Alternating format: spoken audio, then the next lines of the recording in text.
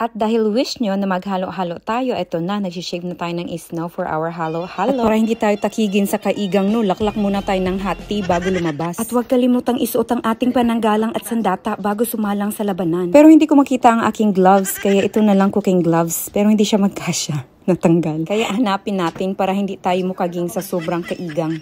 Ayan, I am very ready with my picnic bag and picnic basket. At sasamahan din ako ng aking aso. In fairness, mas excited pa siya kesa sa akin na mag-picnic. At para makasigurado na ligtas tayo, tinanong ko ang aking family nurse, which is my husband, kung okay lang ba ang kumain ng snow. Sabi niya, pagbuhay pa daw ako hanggang bukas, that means to say, safe lang ang snow. So ito ang ating mga kasangkapan. Carnation evap, meron tayong jello, meron tayong beans, cherry. Kasi sabi nung tinanungan ko, ang halo-halo is kahit anong ingredients, basta available. Depende na rin sa trip mo. Sinalihan ko na rin ng pineapple, galing pa tong Pilipinas, galing sa Dole. Regards sa Dole. Tsaka corn. So, nalagyan ko na siya ng ice at condensed milk. Yan, lalagyan pa natin ng more ice at carnation evap. Oh, nakikita mo naman.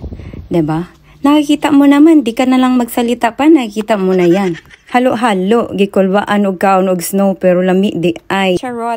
In fairness ha, masarap. I thought the taste would be weird pero hindi para lang din siyang normal. A few moments later.